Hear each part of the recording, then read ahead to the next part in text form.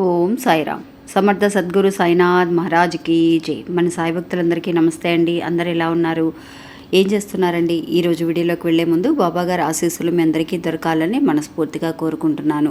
ఇంకా ఈరోజు బాబా ఏమంటున్నారు అని తెలుసుకోవడానికి ముందుగా మన ఛానల్ని ఇప్పుడే కొత్తగా చూస్తున్నారు అని అనుకుంటే కనుక ప్లీజ్ సబ్స్క్రైబ్ చేసుకొని చూడండి. వీడియో నచ్చితే ఒక చిన్న లైక్ చేయడం మాత్రం మర్చిపోకండి.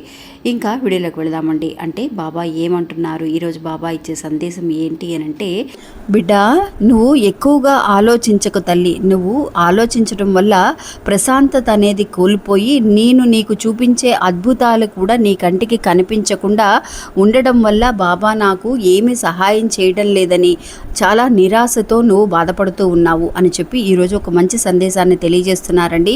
ఇది నిజంగా చాలామంది కూడా ఇప్పుడున్న సిచ్యువేషన్కి తగినట్టుగా, పరిస్థితికి తగినట్టుగా బాబా పంపించే ఈ సందేశం అనేది 100% వర్తిస్తుందండి. బాబా ఏం చెప్పబోతున్నారు అనేది వీడియోలో తెలుసుకుందాం. ఇంకా వీడియోను పూర్తిగా చూడండి. వీడియోలోకి వెళ్ళడానికి ముందుగా మన ఛానల్ కొత్తగా చూసేవాళ్ళైతే కనుక సబ్స్క్రైబ్ చేసుకొని చూడండి. ఇంకా వీడియోలోకి వెళదాం. సాధారణంగా అండి మనం రాత్రిపూట ఎక్కువగా పడుకునేటప్పుడు కానీ ఎప్పుడు కూడా ఆలోచన అనేది ఉంటుంది. కానీ రాత్రిపూట ఎక్కువగా ఆలోచిస్తూ ఉంటాం.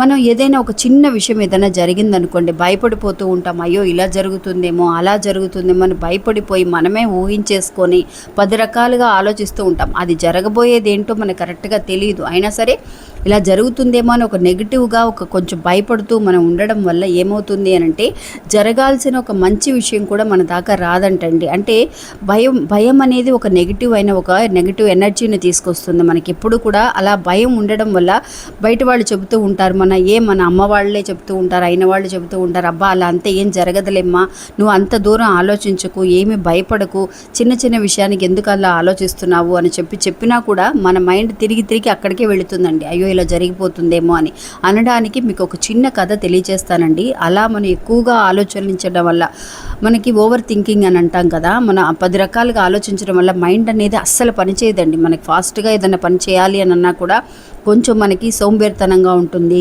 యాక్టివ్గా ఉండలేకపోతూ ఉంటాం. అలా ఉండడం వల్ల మంచి పనులు కూడా, రావాల్సిన పనులు కూడా వెనక్కి వెళ్ళిపోవడం అనేది జరుగుతుంది. అది ఏంటి అనేది మీకు ఒక చిన్న ఎగ్జాంపుల్ చెప్తానండి. మనం ఇలాగే అండి, నాకు తెలిసిన ఒక బాబా భక్తురాలండి ఆవిడ ఎప్పుడు కూడా వాళ్ళ ఫ్యామిలీ గురించి తను చెబుతూ ఉండేది. వాళ్ళకి 2 పిల్లలు ఉన్నారు, చదువుకుంటున్నారని, హస్బెండ్ గురించి బాగా చూసుకుంటున్నారని, వాళ్ళ అత్తమామలు కూడా బాగా చూసుకుంటున్నారని నాకు చెబుతూ ఉండేదండి. నేను అనుకుంటూ ఉండేదాన్ని, నిజంగా ఆవిడ కూడా చాలా మంచి హెల్పింగ్ నేచర్ అండి. అందరితో చాలా బాగా మాట్లాడుతూ ఉండేది. కానీ కొన్ని రోజుల తర్వాత కనిపించినప్పుడు చాలా డల్గా కనిపించినా కూడా ఎక్కువ మాట్లాడలేదు. తన పాటికి తను వెళ్ళిపోతుంది. నేను ఒకసారి చూసినప్పుడు నేనే అడిగాను, ఏంటండి ముందులాగా లేరు, కొంచెం చలాకీగా బాగా యాక్టివ్గా ఉండేవాళ్ళు కదా, ఏమైంది అని అంటే తను ఏం లేదండి అని చెప్పింది. నాకేం చెప్పలేదు. ముందు మనకి ఎవరైనా చూస్తే అనిపిస్తుంది కదా, ఏంటండి ఏదో ఆలోచిస్తున్నారు, ఏమైంది అని అడుగుతాం కదా. అలాగా అడగంగా తను చెప్పిందనమాట, ఏమండి మీరు ఏదైనా సరే ఎక్కువగా ఆలోచించకండి, బాబాకి అప్పచెప్పండి, మీరు ఏదో సమస్యలు ఉన్నారని నాకు తెలుస్తుంది, మీరు బాబా పాదాలకి అప్పచెప్పేసేయండి, ఎక్కువగా బాధపడకండి అని అంటే సరే అనింది. ఆ తర్వాత కొన్ని రోజుల తర్వాత నాకు కనిపించి ఆవిడ చెప్పిందండి, ఇలాగా నాకు చాలా భయంగా అనిపిస్తుందండి, మా అబ్బాయి అసలు నా మాట వినటం లేదు, చదువు విషయంలో కూడా చాలా వరకు కూడా వెనకాలే ఉన్నాడు, ముందుకు వెళ్ళలేకపోతున్నాడు, ఫోన్లో 24 గంటలు ఫోన్లోనే ఉన్నాడు. ఇప్పటికిప్పుడు అండి వాళ్ళ ఫ్రెండ్స్ ద్వారా కొన్ని విషయాలు తెలుసుకుందనమాట ఆవిడ. డబ్బులు వేస్ట్ చేస్తున్నాడని, అనవసరమైన చెడు అలవాట్లకి తను అలవాటు అవుతున్నాడని ఫ్రెండ్స్ ద్వారా తెలుసుకునేసరికి ఆ భయం అనేది తనకి ఎక్కువైపోయిందండి. ఎవరైనా సరే ఇలా చెప్పేసరికి భయంగానే ఉంటుంది కదా. అలాగా నేను అన్నాను, మీ అబ్బాయిని పిలిచి అడిగారా అండి, ఇది నిజమేనా కాదా అని. ఎవరైనా చెప్పిన మాటలను వినడానికి ముందుగానే మనం తెలుసుకోవాలి కదా, మీరు ఫస్ట్ వాళ్ళని క్లారిఫై చేసుకోండి, క్లియర్ చేసుకోండి అని అంటే, లేదండి నేను చూశాను, నాకు తెలుసు అని అన్నప్పుడు, సరే మంచిగా చెప్పి చూడండి, మీరు ఎక్కువ ఫోర్స్ చేసి ఏదన్నా అన్నా కూడా మళ్ళీ పిల్లలు బాధపడతారు కదా అని అంటే, లేదండి నేను అన్ని రకాలుగా ట్రై చేశాను, అస్సలు నా మాట వినటం లేదు, ఎదురు తిరిగి మాట్లాడుతున్నాడు, నాకు ఏం చేయాలో అర్థం కావట్లేదు అని అన్నప్పుడు మీరు ఫ్రీగా వదిలేసేయండి, వాళ్ళు ఈ ఏజ్ అనేది అలా ఉంటుంది, ఎక్కువగా బాధపడకండి అని మనం మాట వరుసగా చెప్తామే. కానీ ఆ సిచ్యువేషన్లో ఉన్న వాళ్ళకి ఎక్కువగా బాధ అనిపిస్తుందండి. అది అక్షరాల నిజమే. కానీ అట్లా బాధపడుతూ నేను చెప్పినా కూడా తను వినిపించుకోలేదు. ఒకసారి అంటే ఒక నెల 15 రోజుల తర్వాత నాకు కనిపించి, ఆవిడ చెప్పిందనమాట. ఏవండి మీరు అన్నారు కదా, కొంత వాళ్ళని ఫ్రీగా వదిలేసేయండి, వాళ్ళ ఇష్టానికి ఏం చేస్తున్నారో చూడండి, మీరు ఫాలో చేయండి. అంతేగాని మనం ఇది చేయొద్దు అనే కొన్ని ఇంకా చేస్తూనే ఉంటారు పిల్లలు, మనకు తెలియకుండా చేయాలని చూస్తూ ఉంటారు. అందువల్ల వాళ్ళని కంట్రోల్ చేయాలంటే మీరు కొంత ఫాలో చేస్తూ కొంత ప్రేమగా మాట్లాడుతూ మార్చడానికి ట్రై చేయండి. మీరు అనుకున్నట్టుగా ఏమీ కాదులే అని చెప్పేసి నేను చెప్పానండి.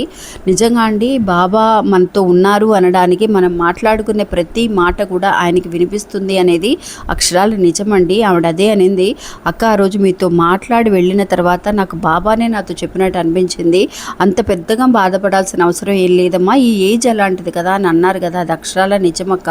నాకు కొన్ని రోజుల తర్వాత నాకు అనిపించింది, ఆ పిల్లవాడు తనంతట తనుగా మారడం, చదువుకోవడం కూడా కొంత వాళ్ళకి తెలుస్తుందండి, ఏది నిజం ఏది చేయొచ్చా చేయకూడదా అని అన్నప్పుడు. మా ఇంట్లో ఒక సిచ్యువేషన్ జరిగిందండి. వాళ్ళ నాన్నగారు ఇట్లాగా కొంత అప్పు అనేది బయట వాళ్ళ దగ్గర కొంత డబ్బు అనేది కట్టాల్సిన పరిస్థితి, ఆ డబ్బు కట్టకపోయేసరికి ఇంటికి వచ్చి వాళ్ళు ప్రాబ్లం చేశారంటండి. అప్పుడు ఈ పిల్లవాడు చూస్తూ ఉన్నాడంట, ఇంట్లో ఎన్ని ప్రాబ్లమ్స్ ఉన్నాయి, ఇవన్నీ కూడా మనం పట్టించుకోకుండా మన కోసం నేను సంతోషంగా ఉండాలి అని ఫ్రెండ్స్తో తిరగడం కానీ, సరదాగా ఇలా వెళ్ళిపోతున్నాను కానీ, నాన్నగారికో అమ్మకో కానీ సపోర్ట్గా ఉండలేకపోయానే అని ఆ పిల్లవాడు అర్థం చేసుకొని, అంటే సిచ్యువేషన్ వస్తేనే వాళ్ళకి అర్థమవుతుందండి, మనం చెప్పేదానికంటే పరిస్థితిని చూస్తే మాత్రమే వాళ్ళు అర్థం చేసుకోగలుగుతున్నారు. అలాంటప్పుడు ఆ పిల్లవాడికే తెలిసి నాన్నగారికి ఏదైనా సహాయం చేయాలని వాళ్ళ అమ్మగారితో ఆ రోజు వచ్చి మాట్లాడుతున్నాడంటండి. ఇంత మార్పు వస్తుందని అస్సలు అనుకోలేదక్క నేను.